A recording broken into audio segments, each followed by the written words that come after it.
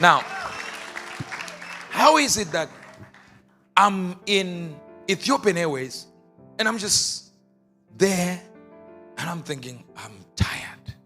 Been traveling by road, plane and stuff like that, and I'm going to Malawi. I think some of you have been told already, I think. And I'm there, oh, you see the proof, the prophecies. And I'm in there and I'm looking up. Just close my eyes a little bit and open my eyes. And in the fuselage, you know that thing? Okay, the plane. And I'm in there and I opened my eyes and I saw the roof. The whole roof was Australia upside down. And it was like lights. You know when you photograph lights, a city at night with lights, that brilliant thing. And I said, wow, that's a nice country. Australia, Brisbane, all these places. And I'm looking at them and I'm just like, wow, that's a nice country. Lights everywhere. Then I started to see puddles of water. Like water had come into the land. Listen, this is Friday, last week Friday, right? Last week Friday, on our way to Malawi. And when I got there, I said, I need to be on TV now. Find me a day where I can be on TV and I say this so we can put it on YouTube. Then we did 24-hour Miracle Night. That one was not even supposed to be done. It was supposed to be prophetess ministering. And I just called and said, you're not doing it. Because God told me now I need to speak to people. And I need to give them a 24-hour miracle. Watch this. Then God said, now speak about what I told you. And then I started explaining what God told me about this, about that, and about this. As we speak, yesterday, 6 people are dead. Water is taken over Brisbane. It's taken over. Australia is underwater as we speak. 16 regions affected. And the rains have not stopped. How on earth? I'm going to Malawi. I have nothing to do with Australia. Except there is a branch there. And whenever they tell me come to Australia, I tell them because I've gone there before. And I did like 7 hours from Zimbabwe to Dubai.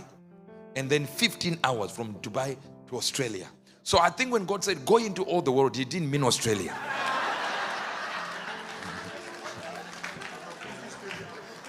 Fiji is 20 hours. You will go for me, son. You will go for me, man. God bless you.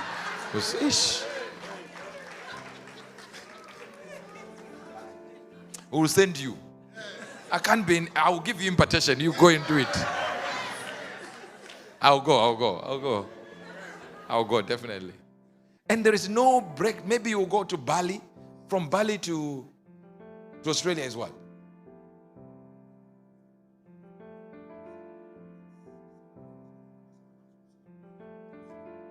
So another 7 hours to Brisbane. 7 hours from Bali.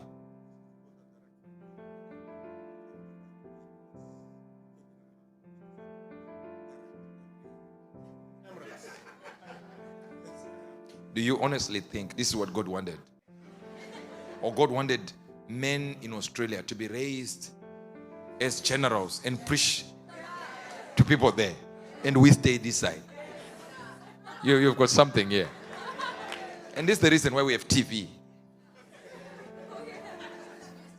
And Zoom is there.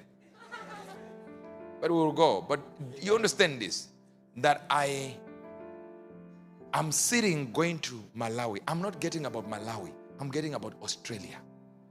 Why is it possible that it is happening like that? How? How is it possible that I can literally just shout at the top of my voice and stop something from happening? Fire, wind, turbulence, whatever it is. Because when God created man, he created you different from animals. You have a spirit, soul, and body. So you have a body, you possess a soul, and the spirit is inside there. Now notice here, so it's encased in this flesh. That's why the Bible says we have this treasure in earthen vessels, that the excellence of his power, that means you're not just producing power, it's an excellent level of power.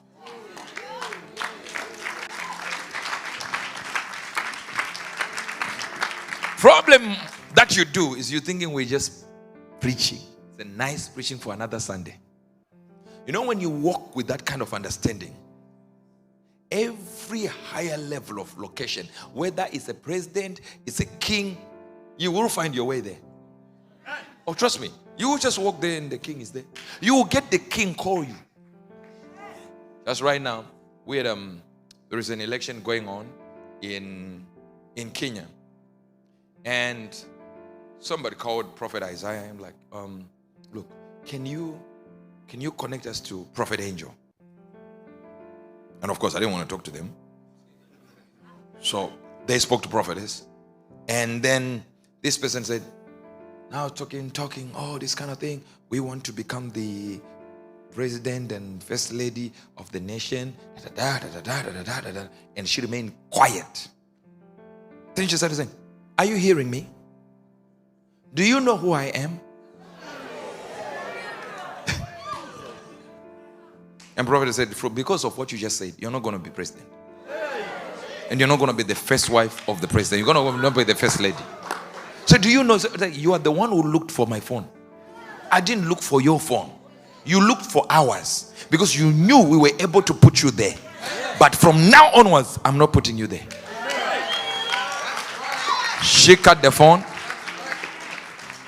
Yeah. She put the phone down, angry. Put the phone down. Now hear this. Hear this. Of course, they didn't become. Now they called again. Now the most humble human being on earth.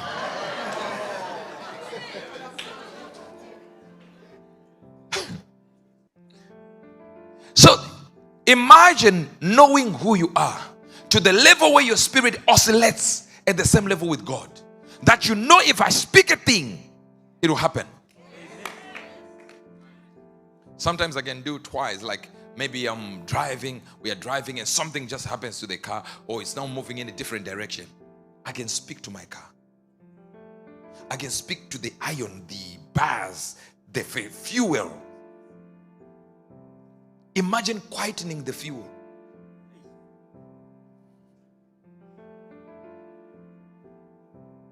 I can be sitting there, turbulence start happening, and I speak once and speak twice.